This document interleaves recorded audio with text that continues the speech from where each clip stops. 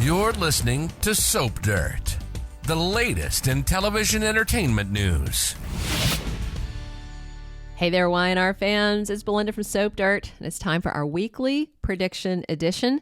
We've got 3 sizzling predictions about Evil Jordan and her new target, plus Summer and Sharon, and also Michael enraging Victor. As always, our Young and the Restless predictions are based on confirmed CBS soap spoilers and recent episode activity. So be sure to click subscribe if you haven't. And now let's see what we could see on Y&R this coming week. Our first prediction is about psychotic Jordan Howard. As we suspected, she wriggled out of that heating vent and snuck into Genoa City. She is in a no-tell motel plotting her payback on Nikki Newman, who's the primary focus of her awful revenge plan. She definitely seems to think that Nikki ruined her sister Eve Howard's life by snagging Victor for herself. That's Y&R to some extent fudging history a bit. If you recall, Victor wasn't even with Nikki. He wasn't married to Nikki when Eve first came to town. He was with his first wife, Julian Newman, when Eve was his secretary, and Victor made the terrible mistake of cheating on his wife with Eve. However, after Victor left Julia and wound up with Nikki, Eve turned her hatred on her, even stabbing Nikki at one point. And now Jordan has picked up where her equally psycho sister left off. I'm a little worried that Jordan may repeat Eve's action and stab Nikki because Y&R spoilers confirm the crazy woman brought vials of poison and another knife with her when she came to Genoa City. She already played Benihana chef with Nick's abdomen, and his mom, Nikki, might be next. But I suspect that Nikki won't be the only one that Jordan comes after.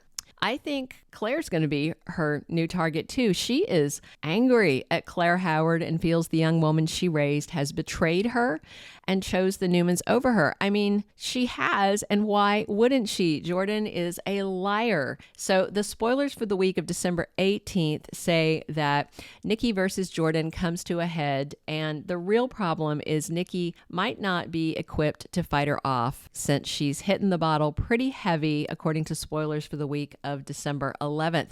So will Claire have to rescue her grandma, or will Jordan snatch them both and do vile things to them both? We'll see how it goes on Y&R, but it is not going to be pretty. And I think Claire is on Jordan's radar now too. Our next prediction is about Summer Newman's blossoming crush on Chance Chancellor that she has been nurturing for some time. His getting shot really amped it up, and Summer raced over to even beat Sharon to his bedside at the hospital.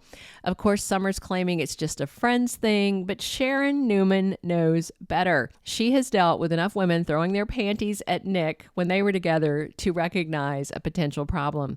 I will say, I just don't see anything much between Sharon and Chance. It's not the age difference. It's really that Y&R hasn't written a romance for them. A few cups of coffee, a dinner, 3 kisses, and 1 backroom coffeehouse bang session ain't a grand romance. It's just enough for them to justify Sharon claiming that she's got a relationship to defend. But this is not an epic romance, not by far. So next week, the spoilers for Friday, December 15th say that Summer's feelings for Chance are starting to get to her.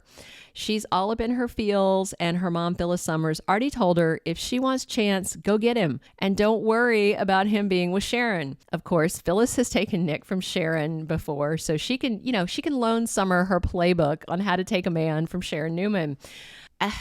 On the flip, I don't think Chance is a cheater by nature, like a lot of the men in town, but he is definitely drawn to Summer. I think he just hasn't thought about it too much or let himself think about it too much because he's not that kind of guy. But maybe Summer can convince him to, take a walk on the wild side with her. The spoiler for Friday seems to be the start of her trying to steal him. And the Summer of old would have been scheming about how to get him into bed and, making a bet with somebody else on how fast she could do it. I'd kind of like to see a little bit of that Summer now when it comes to this possible romance. Our last prediction is about legal eagle Michael Baldwin representing Eve, Claire, Howard, Newman, Grace, or whatever you want to call her. Victoria and Cole ask Michael next week to represent the young woman that may be their daughter and they tell him they are committed to helping her, even if the DNA test says she's not a Howard Newman spawn. Of course, she is their kid. It already has been confirmed by showrunner Josh Griffith that she is indeed Eve Nicole Howard, the baby they thought died way back in 1998. There will be a DNA test to prove it on screen, but Josh Griffith already told us off screen that it's true. So on Monday's episode, spoilers say you're going to see Victoria telling her parents that she and Cole hired Michael Baldwin to represent Claire. And the lawyer did say, first, I need to talk to her and then I'll decide. So he hops over to Oregon. This episode is real funny. It's like Cole goes to Oregon in one episode and Michael goes in one episode. And it's like they're in Wisconsin. Oregon isn't the state next door. Whatever.